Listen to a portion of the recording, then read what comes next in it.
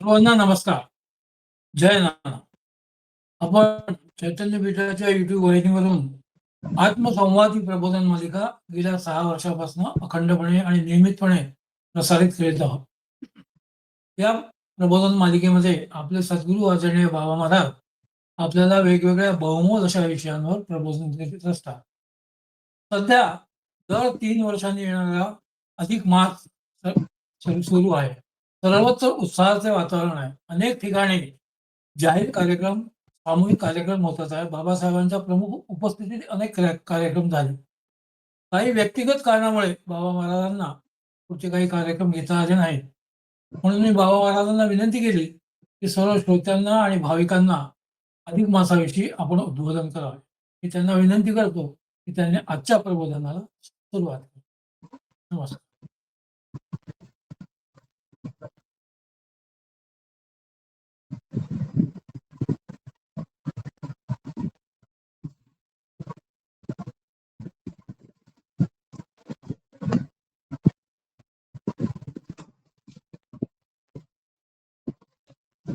श्री राजी वाक्षव थलय विलय रमा हस्त वास्तव्य लोलम लीलाब्जे निश्चरंती मधुर मधुधरी नाभिपद्मे मुरारे अस्तोकम लोकमात्रान वियुग मुख शिशु राननेश्वर्त्यमानं शंखम पुरांतेन पयविति विबुधै शंत्यमाना पुनातो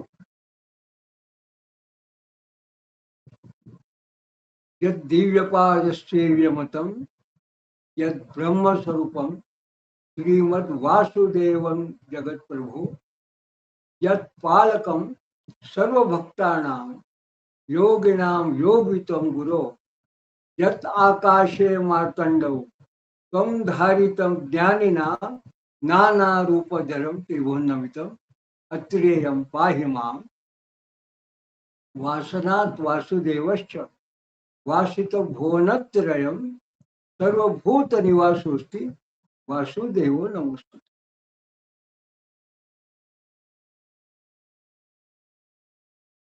यंदा या पुष्पाच्या अवधीमध्ये आपण अधिक मासाचा हा जो विशिष्ट काल आहे याचा प्रत्येक जण लाभ करून घेता. अधिक मास हा ज्योतिषशास्त्रीय गणिताने त्याचा वेगळा जरी काहीतरी विषय असला की चांद्रमास आणि सौरमास यातला मेळ घालण्याच्या दृष्टीने दर 3 वर्षांनी बरोबर आपल्याला साधारणपणे 30 दिवसाचा हा जो काही फरक पडतो आपल्याला, तेव्हा हा जो फरक येतो तो भरून काढण्याच्या दृष्टीने दर 3 वर्षानंतर हा 4थ्या वर्षी अधिक मासाची ही योजना आपल्याला आपल्या पारंपरिक पद्धतीमध्ये केलेली दिसून येते. वेगवेगळ्या धर्मांची जी वेगवेगळे कॅलेंडर आहेत त्याच्यामध्ये याचं गणित वेगळ्या पद्धतीने केलं दिसतं. म्हणून मग ज्याला आपण ग्रेगरियन कॅलेंडर असं म्हणतो त्यात मग जेव्हा अधिक मास वगैरे ते धरत नाही त्याला लीप इयर म्हणजे एका विशिष्ट वर्षात ज्याला 4ने भागितलं जाईल अशा मग तो फेब्रुवारी महिना हा 29 दिवसाचा अशा पद्धतीने त्यांचे ते गणित असतात. आणि जे लोक या पद्धतीने अधिक मासाचं जर गणन करत नसतील मग त्यांचे सण जे आहेत ते केवळ चांद्रमासावर जर अवलंबून असतील मग त्यांचे सण हे आपल्या पद्धतीने एका विशिष्ट महिन्यातच येतील असं काही सांगता येत नाही. पण या अधिक मास गणनेमुळे खऱ्या अर्थाने हे अतिशय शास्त्रशुद्ध असं जर का आपल्या या विशिष्ट वैदिक सनातन हिंदू धर्माचं जे वैशिष्ट्य आहे ते काय आहे, विज्ञानादृष्ट्या आपण पाहिलं तर दरवर्षी संक्रांतीची आपली जी तारीख आहे ती 13, 14 किंवा 15, फार ते एखाद दिवस मागे पुढे, ही जी तारीख आहे ही तारीख ही 13, 14, 15 जानेवारी आणि आपला संक्रमणाचा काळ हा कधीही बदलत नाही.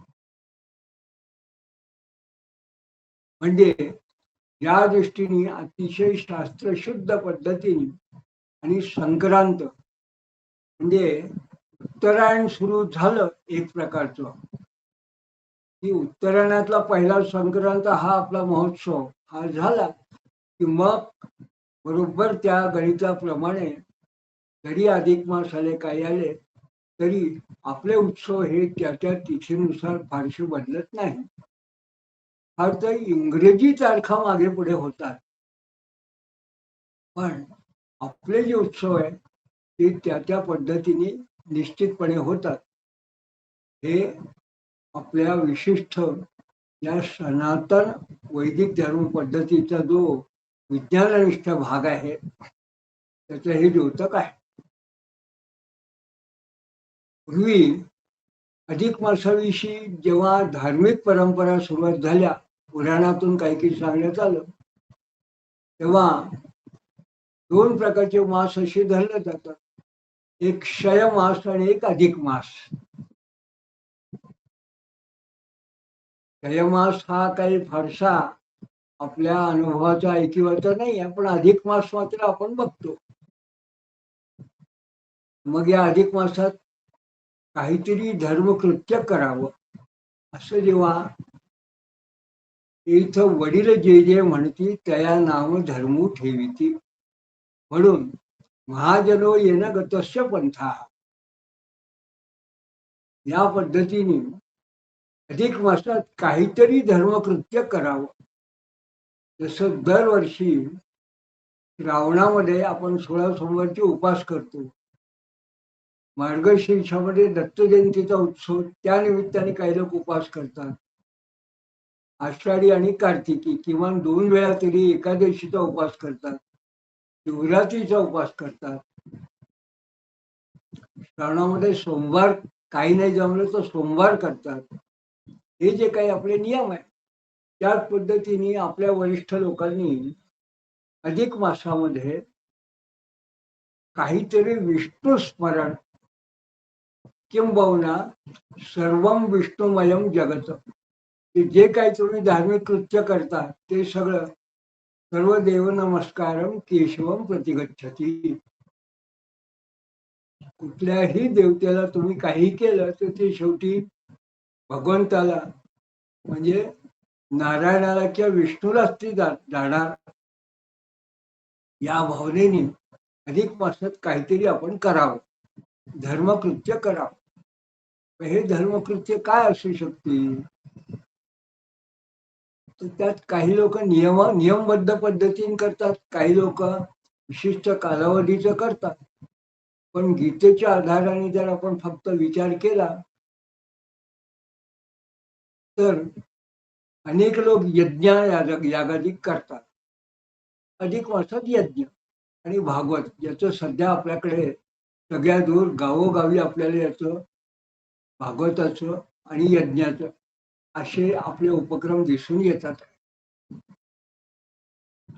मी स्वतः सुद्धा ज्या ज्या ठिकाणी आता एवढ्यात अधिक मासात गेलो त्या प्रत्येक गावोगावी भागवत आणि यज्ञ यांचे उपक्रम उत्तम पद्धतीने सर्वदूर सुरू आहेत. मुख्य म्हणजे याच्याबरोबर अन्य देवी देवतांचं म्हणजे विशेषतः दत्तोपासक जी मंडळी आहेत ती मंडळी सुद्धा आपापल्या पद्धतीने उपक्रम करतात आहे. आपल्या उपक्रमामध्ये पारायण आहे, जप आहे, पारायणाला आपण स्वाध्याय असं म्हटलं, जप आहे, याग म्हणजे यज्ञ आहे, आणि तप म्हणजे काहीतरी उपासना आहे, काहीतरी तपश्चर्या आहे. मग अधिक मासात अमुक अमुक नियम करायचा, ते काहीतरी आहे. आणि सगळ्यात म्हटलं म्हणजे योग. शेवटी हा योग सुद्धा आहे. हा सुद्धा एक प्रकारचा यज्ञ आहे. प्राणात अपानात जुन्नोती. प्राणाचा अपानात किंवा प्राणाचा प्राणातच होम करणं हा सुद्धा एक यज्ञच आहे. म्हणून प्रत्यक्ष ज्याला द्रव्य यज्ञ असं न म्हणतात, तंडिलामध्ये हवीर द्रव्य आपण जे देतो तो यज्ञ आहे. तो तर जी वैदिक मंडळी करतात ते करतात. त्याच्यामध्ये विष्णू याग विशेष पद्धतीने लोक करतात. आपली जी मंडळी आहेत त्रिपदी परिवारचा ज्यांचा संबंध आहे ते उत्साहपूर्वक दत्तयाग करतात. पण त्याच्याच बरोबर काही ठिकाणी लोकांनी असं म्हटलं की हे यज्ञ जर शक्य नसतील तर अन्येच्या भावा यज्ञ, अनेक वेगवेगळ्या प्रकारचे यज्ञ जे आहेत ते गीतेत सांगितलं आहे. सारांशाने म्हटलं तर योग, याग, जप, तप आणि स्वाध्याय या सुद्धा यज्ञच म्हटलंय. काही ठिकाणी वाघयज्ञ, प्रवचन, माऊलीने म्हटलं येणे वाघयज्ञे तोषावे. हे प्रवचन श्रवण करणं, एखाद्या ग्रंथावरती प्रवचन करणं, वाचन करणं हा जसा स्वाध्याय तसा यज्ञ आहे. याला भागवताने ज्ञान यज्ञ म्हटलंय. तेव्हा हा ज्ञान यज्ञ हा सुद्धा एक प्रकारचा यज्ञच आहे. ही सगळ्यात विशेषतः म्हणजे आहार शुद्धो सत्वशुद्धी. माणसाने किंवा एखाद्या व्यक्तीने, उपासकाने, भक्तानी किंवा साधकाने 1 महिना या निमित्ताने काहीतरी नियम करावा. विशेषतः आहार विशिष्ट नियम त्यांनी करावा. आणि आहार विशिष्ट नियम जो आहे त्याला सुद्धा एक वेगळं नाव आहे. त्याला आपल्या मराठी संतांनी म्हटलं उदरभरण नोहे जाणी दे यज्ञ कर्म. म्हणजे उपास तापासाचा नियम हा सुद्धा एक प्रकारचा यज्ञच आहे. आणि विशिष्ट पद्धतीने तुम्ही जर का काही या ठिकाणी तप केलं, प्राणायाम वगैरे अशा पद्धतीने तुम्ही जर केला तर यज्ञानाम जप यज्ञोस्मी हाही यज्ञच आहे. आणि एखाद्याने योग केला, प्राणायाम वगैरे असा योग करून जर काही केला त्याला प्राणाग्निहोत्र असं नाव आहे. आत्मवै प्राणा म्हणून थेट उपनिषदांनी आणि वेदांनी त्याला आत्मयज्ञ असं म्हटलं आहे. तेव्हा इतक्या प्रकारचे यज्ञ आहेत. हे अशा प्रकारचे यज्ञ हे अधिक मासात प्रत्येकाने करावे. आणि मग या यज्ञामध्ये एक प्रथा आहे. काय प्रथा आहे? तर साधारणपणे सच्छिद्र अशा पद्धतीची एखादी वस्तू, विशेषतः गोड पदार्थ, हा या निमित्ताने एखादा सच्छील विद्वान आणि वैदिक किंबहुना संत सत्पुरुषाची जी मंडळी असतील ती निर्लोभी असतात. ती समाजकारण करण्यासाठीच, समाजकारण म्हणण्यापेक्षा समाजातील धर्मकारण विशिष्ट अशी जी मंडळी असतील त्या मंडळींना या निमित्ताने एक प्रकारचं दान देणं हा सुद्धा एक प्रकारचा यज्ञच आहे. द्रव्य यज्ञ आहे. म्हणून एक प्रथा आहे की रोज जर एखाद्याला काय गोड देता येत नसेल भिक्षा तर 30 दिवस पर्यंत, आणि मग कमी जास्त असून 33 दिवस पर्यंत एखादा सच्छिद्र असा गोड पदार्थ तो त्याला प्रदान करावा. म्हणून मग आपल्याकडे काही लोक हिवर आहे, काही लोक बत्ताशे आहेत, काही लोक अनारसे आहेत. हा सच्छिद्र पदार्थ आपोप अन्न, आपोप म्हणजे तुपाशी ज्याचा संबंध आहे अशा पद्धतीचं काहीतरी त्याला देतात. विशेष काय आहे तर सच्छिद्र असा म्हटला की तो महिनाभर तो टिकणारा पदार्थ असा आहे. आणि मग रोज एखाद्याला बोलून कसं द्यायचं, त्याच्या जी मग प्रथा म्हणजे 30 दिवसाचं किंबहुना 33 अधिक असे अधिकम अशा पद्धतीने त्याला ते दान दिलं, ते द्यावं. तर मग पूर्वी जी प्रथा होती किंवा आजच्यासारखे दिवे नव्हते, आजच्यासारखं ट्यूबलाईट, इलेक्ट्रिसिटी टॉर्च वगैरे काही नव्हतं, किंवा दीपदान याला सगळ्यात मोठं महत्व सांगितलं आहे. म्हणून त्याला दीपदान द्यावं, कष्ट द्यावं. आता बऱ्याच गोष्टी फक्त जेव्हा लाक्षणिक राहिलेल्या आहेत तेव्हा अधिक मासामध्ये साधारणपणे आपण जेव्हा ब्राह्मणाला एखाद्या सच्ची साधू संत सद्गुरू यांना जेव्हा आपण देतो किंवा मंदिरात देतो, तेव्हा मग एखादं पात्र, त्याच्यावर वस्त्र आणि त्याच्यावर दीपदान आणि स्वच्छ पदार्थ असं देण्याची प्रथा आहे. नेमका या प्रथेचा उद्गम केव्हा आणि कसा झाला हा एक वेगळ्या संशोधनाचा विषय असेल, पण पुराण काळामध्ये पासून सुद्धा अधिक मासाचं महत्व मात्र सांगितलेलं आहे. आणि का सांगितलंय, या दानापेक्षा अधिक मासात उत्कट म्हणजे उपासना ही महत्वाची आहे अधिक मासात. मग त्याला या दानाचा त्याच्याशी संबंध याकरता लावला की काहीतरी अधिक मासात उपासना करावी, नियम करावा, आणि मग त्या निमित्ताचं जणू काही त्या आपण जे काही कर्म केलं आहे त्याचं मावंद आपण म्हणतो, किंवा त्याची पूर्णाहुती एखाद्या यज्ञाची म्हटली, किंवा त्या कार्याच्या परिसमाप्तीच्या निमित्ताने मग दान अशा पद्धतीने द्यावं. तर हे सगळं करत असताना त्याचा महत्वाचा विषय म्हणजे या महिन्याला अधिक मासाला पुरुषोत्तम मास असं म्हटलेलं आहे. आणि हा पुरुषोत्तम हा शब्द कशात आलाय, तर हा पुरुषोत्तम हा शब्द जर आपण थेट मुळापर्यंत शोधत गेलो तर आपल्याला असं लक्षात येईल की संपूर्ण वैदिक साहित्यात मूळ जे 4 वेदांच्या संहिता आहेत, मूळ हे ऋग्वेद, यजुर्वेद, सामवेद आणि अथर्ववेद या 4 वेदांच्या मूळ संहिता, याच्यामध्ये पुरुष सूक्त हे सूक्त आहे. विशेष म्हणजे यजुर्वेदाची जी कृष्ण यजुर्वेद आणि शुक्ल यजुर्वेद असे 2 भाग आहेत. म्हणून वेदांच्या जरी आपण संहिता शाखा 4 म्हटल्या तरी मुळामध्ये 5 धरल्या जातात. म्हणून अशा 5ही भागामध्ये आपल्याला पुरुष सूक्त आपल्याला मिळतं. मग ते पुरुष सूक्त फक्त त्यातच नव्हे असं, या पुरुष सूक्ताचा समावेश जो तो भगवद्गीतेमध्ये सुद्धा आहे. भगवद्गीतेत त्या पुरुषाचं जे विराट स्वरूपाचं वर्णन आहे ते आपल्याला भगवंताचं जेव्हा 10व्या अध्यायामध्ये दिसतं, किंवा जो 11वा अध्याय आहे विश्वरूप दर्शनाचा, तो विश्वरूप दर्शनात या विराट स्वरूपाचं व्यासांनी केलेलं एक वेगळं चित्र रूपकात्मक दिसतं.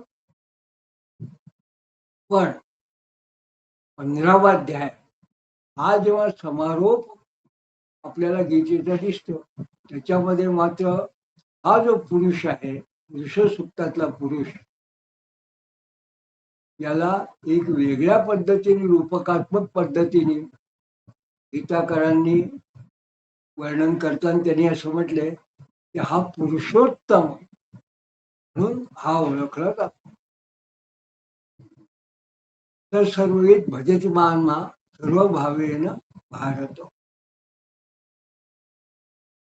आम्ही मो पुरुषो लोके क्षरक्षाक्षरे वच क्षरसर्वाणि भूतानि कूटस्थो अक्षर उच्यते उत्तम पुरुषस्त्व अन्य परमात्मेतिराता यो लोकत्रयमाविश्य विभर्त वेश्वरा तस्माक्षरमतीतोम अक्षरामतीतो पुरुषोत्तमा अतोस्मी लोके वेदेच प्रथित पुरुषोत्तमा.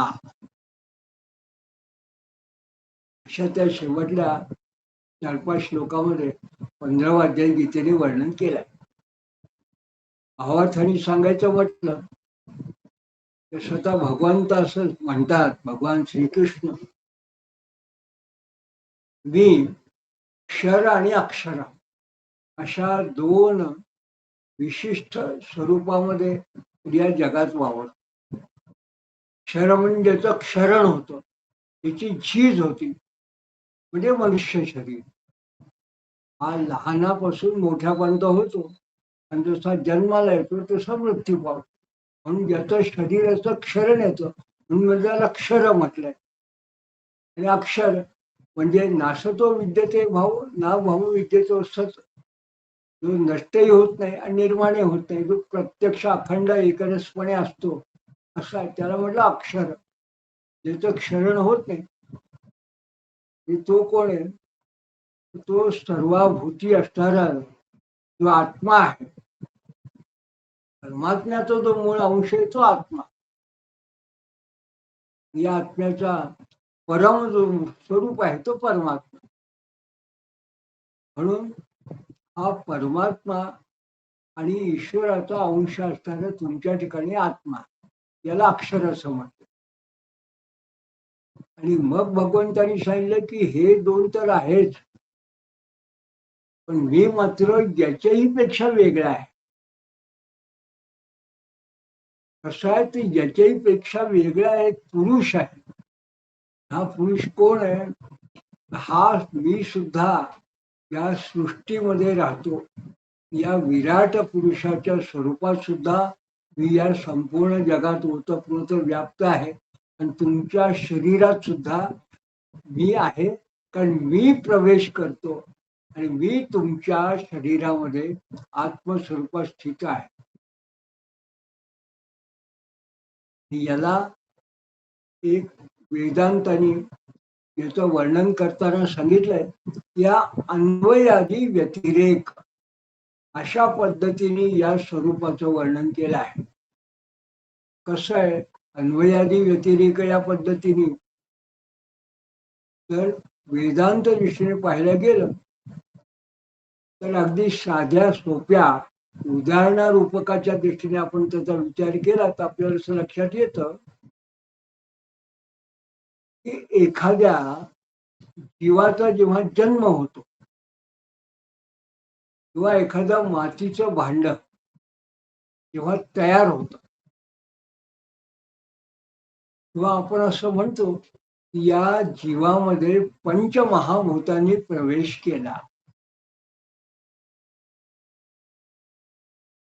म्हणजे पंचमहाभूतांनी या ठिकाणी प्रवेश केला आणि मग हे पंचभौतिक हे स्वरूप अशा पद्धतीने हा जीवात्मा आहे याच्या भोवती निर्माण झालं आणि हा पंचमहाभूतात्मक देह हा निर्माण झाला.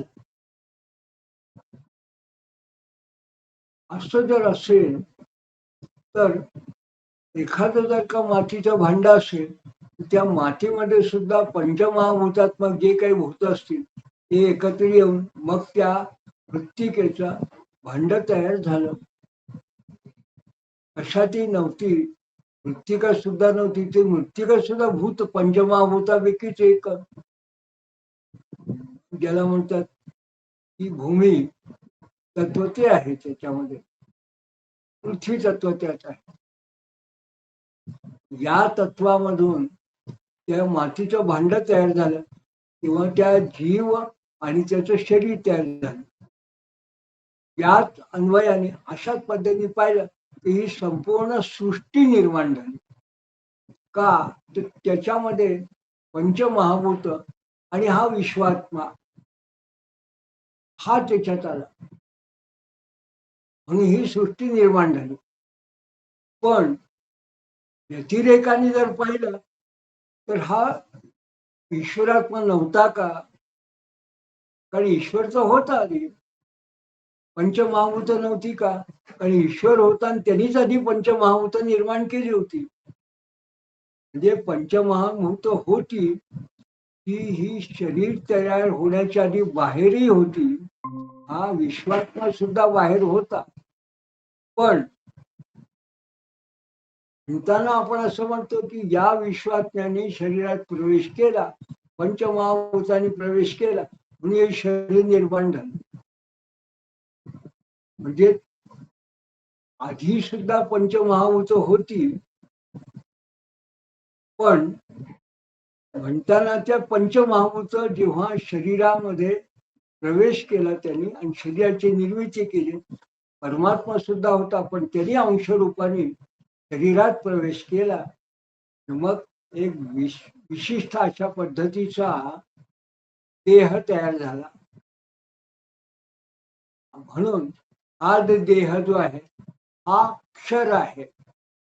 याच्या ठिकाणी असणारा परमात्मा जो आत्म्याचा अंश आहे तो अक्षर आहे.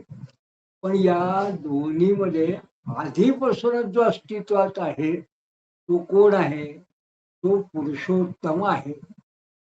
तो या विराट स्वरूपाचा, विश्वाचा मूळ जे विश्व आहे त्याचे जे पूरक, हे संपूर्ण हे विश्व, हे पुर म्हणजे घर आहे. त्या पुरुषेते सपुरुषा, या विश्वात राहणारा जो मूळ आहे तो परमात्मा आहे. तो पुरुषोत्तम आहे आणि तो उत्तम आहे.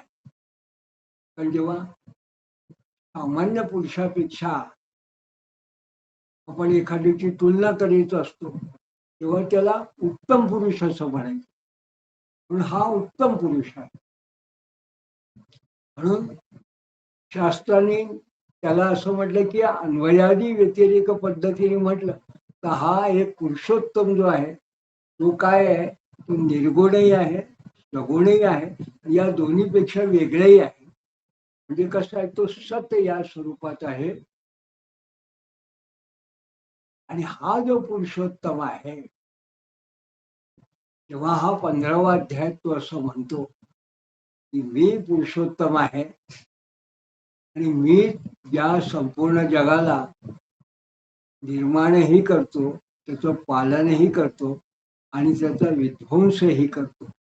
हे सगळं करत असताना फक्त माझ्या इच्छेने हे होत असताना मी सुद्धा यात कुठेही बांधला गेलेला नाही. यापेक्षा लांब आहे, हे वेगळं आहे.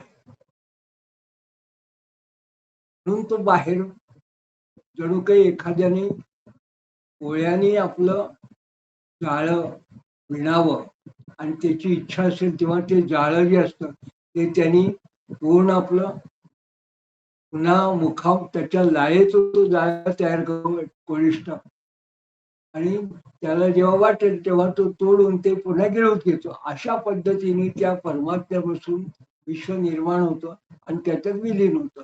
हे सगळं वेदांत सांगत असताना मला एक वेगळा त्यातला गर्भितार्थ असं लक्षात आलं की भगवंतानी तेव्हा असं म्हटलं की मी तर निर्गुण निराकार असा विराट स्वरूप असा मी परमात्मा आहे.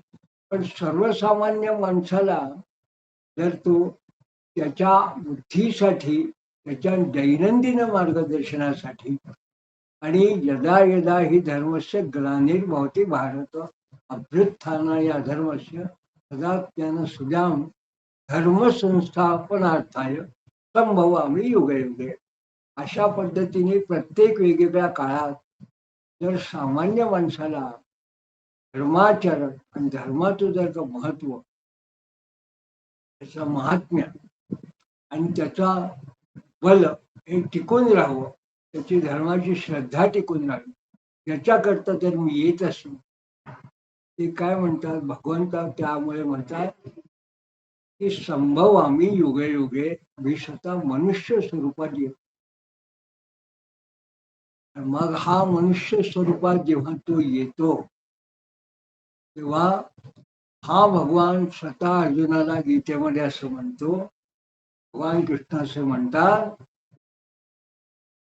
की इतरांची गोठी तुझं काय सांगू किरीटी, मीची ये ठाई वर्तावे लागे. म्हणजे तुला इतरांची गोष्ट काय सांगू, मला स्वतःला सुद्धा, जरी मी परमपिता परमेश्वर असो, जरी मी ईश्वर असो, तरी सुद्धा मला तुमच्यामध्ये येऊन जर तुम्हाला मार्गदर्शन करून जर धर्माचं रक्षण करायचं असेल, धर्माचं संवर्धन करायचं असेल, मला तुमच्यात येऊन तुमच्यासारखंच राहिलं पाहिजे. मीची ये ठाई वर्तावे लागेल. म्हणून तो परमपिता परमेश्वर भगवान श्रीकृष्ण स्वतः असं सांगतो, मी वेगवेगळ्या स्वरूपामध्ये या भूतलावर येतो. कधी संतांच्या स्वरूपात, कधी आचार्यांच्या स्वरूपात, कधी धर्माचार्यांच्या स्वरूपात, तर कधी एखाद्या वडीलधाऱ्या अशा कुठल्या तरी ग्रस्थाच्या स्वरूपामध्ये मी वावरत असतो. म्हणून आपल्याकडे असं म्हटलंय की भगवान दत्तात्रेय जो आहे हा चिरंजीव अवतार आहे. का?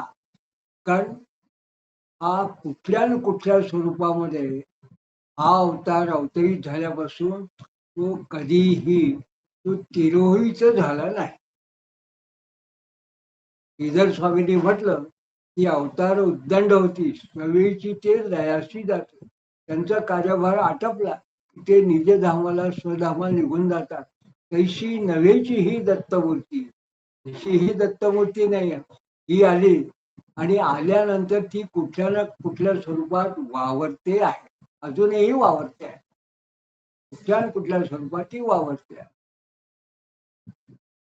आणि ब्रह्मांड पुराणीने याला संदर्भ दिला. ब्रह्मांड पुराणीने असं म्हटलं की भगवान दत्तात्रेयांचा अवतार जो आहे तो वेदांत संरक्षण आणि संवर्धन, यज्ञ संस्थेचं संरक्षण संवर्धन आणि धर्माचं संरक्षण संवर्धन याच्यासाठीच झालेला आहे.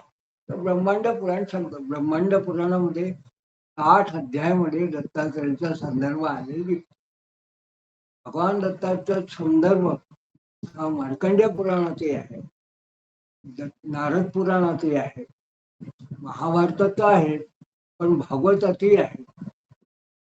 मुख्य म्हणजे दत्त पुराण हे तर भगवान दत्तात्रेयाचं पुराणाच आहे. तेव्हा असा जो भगवान दत्तात्रेय आहे हा मात्र एक असा आहे की हा दत्तावतार हा कलियुगात सुद्धा संतांच्या स्वरूपात, अवधूताच्या स्वरूपात, अगदी बाल उन्मत्त आणि पिशाच अशा सुद्धा स्वरूपात हा कुठे कुठे वावरताना दिसतो.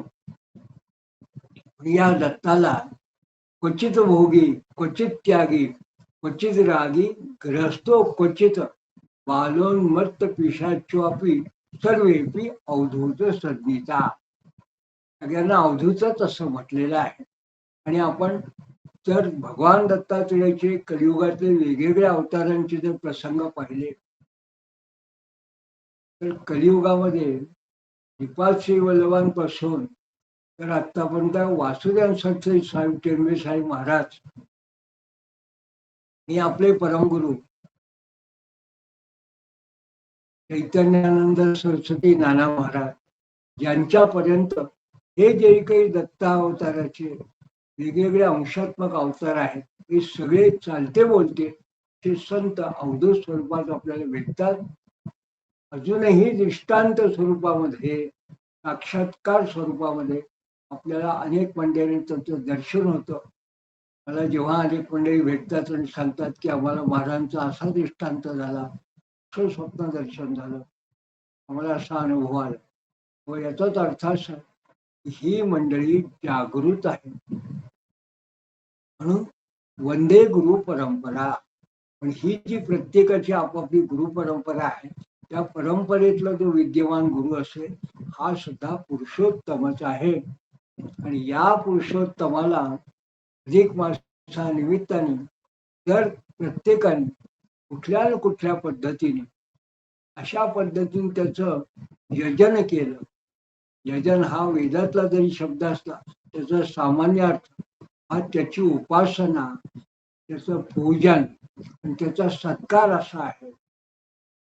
तेव्हा आपापल्या गुरूंच्या ठिकाणी आपापली जी देवता असतील त्या देवतेच्या निमित्ताने एखाद्याने काही ना काही उपास करावा, उपासना करावी, स्वाध्याय करावा, मोठ्यांचं पारायण करावं, जप करावा, आहार शुद्धीसाठी काही तप करावं, शक्य असेल तर प्रत्यक्ष यज्ञ करावा, शक्य नसेल तर जपयज्ञ करावा. आणि जे ज्या ज्या ठिकाणी आपली श्रद्धा भक्ती असेल त्यांना आपण गुरुस्थानी मानतो, त्या ठिकाणी या निमित्ताने काहीतरी द्रव्य यज्ञ, काहीतरी सेवा म्हणून काही ना काही पत्रम पुष्पम फलम तोयम अशा पद्धतीने काहीतरी अर्पण करावं. ते केलं तर शास्त्रज्ञ खऱ्या अर्थाने आपल्याला लक्षात येईल की तेन त्यक्तेन भुंजिता. का तर ईशावास्यमिदं सर्वं यत्किंच जगत्यां जगत तेन त्यक्तेन भुंजिता. म्हणजे ही वेदांची आज्ञा आहे. ईश्वर हा संपूर्ण विश्वात ओतप्रोत भरलेला आहे आणि तो त्या अर्थी संपूर्ण विश्वात आहे, त्या अर्थी तो तुमच्यातही आहे, माझ्यातही आहे आणि आपल्यापेक्षा जे वरिष्ठ सद्गुरू असतील त्यांच्यातही आहे. म्हणून त्या स्वरूपात पुरुष स्वरूपाला, त्या विष्णू स्वरूपात त्याला पाहून त्याला काहीतरी अर्पण करावं. तेन त्यक्तेन, त्याला जे काही आपल्याकडे असेल त्यातला काही अंश, काही भाग त्याला द्यावा आणि मग भुंजीचा म्हणजे त्याचा उपभोग करावा. म्हणजे मग आपण जे काही प्राप्त असतो ते तो उपभोग करतो. त्याला एक प्रकारच्या प्रसादाचं स्वरूप येतं. का जसं सत्यनारायणाला आपण देवाचा नैवेद्य दाखवतो शिऱ्याचा आणि मग तो शिरा आपण ग्रहण केला की आपण त्याला प्रसाद असं म्हणतो. कारण एरवी जेव्हा सत्यनारायणचा एरवी जर का शिरा केला तो फक्त मिष्टान्न असतो, पण देवाला जर एकदा नैवेद्य दाखवला मग ते पेढे असो, ते अनारसे असो, ते आणखीन काही असो, एखादा मिष्टान्न असो, मग त्याचा प्रसाद होतो. आणि हा प्रसाद जेव्हा आपण ग्रहण करतो तेव्हा तो फक्त ते मिष्टान्न ग्रहण करण्याचा भाव नसतो, त्याच्यामुळे आपल्याला एक वेगळी अशी प्रसन्नता प्राप्त होते. म्हणून शास्त्रांनी म्हटलंय प्रसाद हेतू प्रसन्नता. ही जी प्रसन्नता त्या प्रसादातून आपल्याला प्राप्त होते, त्याच्यामुळे गीतेने असं म्हटलंय प्रसन्न चेतसो ह्याशु बुद्धी परिवर्तिष्ठते. अशा प्रकारची जर का प्रसन्नता आपल्याला प्राप्त झाली तर त्यांनी आपली बुद्धी आहे ही सुद्धा सम होते. एक प्रकारचं त्या बुद्धीला सुद्धा सात्विक अशा पद्धतीचं अधिष्ठान लाभतं आणि पर्यवतिष्ठते. ही सारासार विचार करणे बुद्धी ही त्या कुठल्याही पद्धतीच्या भ्रमामध्ये न सापडता ही बुद्धी आहे. ही सुस्थिर अशा पद्धतीने होते. विशेष म्हणजे सध्याच्या काळात मनबुद्धी चित्तवृत्ती एकरूप झाल्या असं जर का एखाद्याची अवस्था असेल त्याला मनाची आणि बुद्धीची साम्यावस्था असं एक सामान्य वचन आहे. आणि हे सामान्य वचन जर आपण लक्षात ठेवलं तर खऱ्या अर्थाने मग चित्तवृत्ती या जर स्थिर राहिल्या तर चले चित्त चले प्राण, येतो येतो प्राणो निश्चरती ततो ततो निश्चरती मनाहा. म्हणजे चित्त, मन आणि तुमचं प्राण या तिन्ही जर सुस्थिर झाला आणि बुद्धी जर त्याच्या सुस्थिर झाली, माणसाचं शरीराचंही आरोग्य उत्तम राहतं, मनाचंही आरोग्य उत्तम राहतं. शरीराचं मनाचं आरोग्य तुमचं उत्तम राहिलं तर तुमचा जो परिसर आहे त्या परिसरात तुमच्या बरोबरची मंडळी असतील त्यांचंही आरोग्य उत्तम राहील. जर परिसरातल्या सगळ्या लोकांची, वास्तूमधल्या लोकांचं आरोग्य हे शरीराचं मनाचं जर उत्तम राहिलं तर त्या तुमच्या आसपासचा जो समाज आहे तो समाज सुद्धा निरोगी निश्चित राहील, त्याचंही आरोग्य उत्तम राहील. त्या ठिकाणी आरोग्य उत्तम असेल त्या ठिकाणी धर्माची वृद्धी होते. म्हणून या ठिकाणी आपण एवढंच म्हणू शकतो, आरोग्य माध्यम खरु धर्म साधना. म्हणून मग तो देहधर्म असो, मनोधर्म असो, शरीर धर्म असो किंवा आचार धर्म असो, व्यवहार धर्म असो, कुठल्याही प्रकारचा धर्म असेल, त्याला उत्तम आरोग्य ही महत्वाची गोष्ट सगळ्यांनी लक्षात ठेवा. या आरोग्यासाठी जो काही आहे गुरुभक्ती योग हा आपल्याला आपल्या सद्गुरूंकडून परंपरेने जो चालत आलेला तो या ठिकाणी प्रत्येकाने स्मरण ठेवावा. आणि या अधिक मासाच्या निमित्ताने आपण पुन्हा जर आपण करत असाल केलं असेल तर उत्तमच आहे. पण जर का आपण जर अजून काही केलं नसेल तर उरलेले जे 2-3 दिवस आहेत तोपर्यंत किमान एक घडी आधी में पुनियार तुलसी संगत साधुकी रे कोटी अपराध अशा पद्धतीने आपण जर केलं किंवा माऊलीने सांगितल्यासारखं देवाची द्वारी उभा क्षणावरी तिने मुक्तीचारी साधी नसेल केलं तर क्षणभर काही काळ तरी उरलेला अधिक मासात आपण काहीतरी करा. जे करत असतील ते तर उत्तमच आहे. त्यांनी आणि जर काही केलं नवीन काही केलं तर अधिक फल. या निमित्ताने आपल्याला सगळ्यांना परमपूजनीय नाना महाराजांचे स्वामी महाराजांचे उत्तमोत्तम आशीर्वाद प्राप्त व्हावे म्हणून शुभेच्छा व्यक्त करतो. आणि वैदिक प्रार्थना आपण या निमित्ताने लक्षात ठेवावी. सत्यम वद धर्मंचर अवतु माम अवतु वक्तारम मातृदेवताभ्यो नमः पितृदेवताभ्यो नमः आचार्य देवताभ्यो नमः सर्वेभ्यो देवेभ्यो नमः सर्वेभ्यो ब्राह्मणेभ्यो नमः. सहनाभवतु भवनो भुनक्तु सहवीर्यं करवावहै तेजस्विनावधीतमस्तु मा विद्विषावहै. ओम शांति शांति शांति.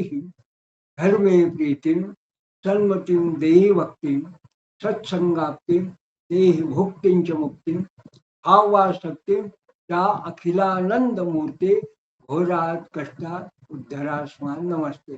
अवधूत चिंतन श्री गुरुदेव.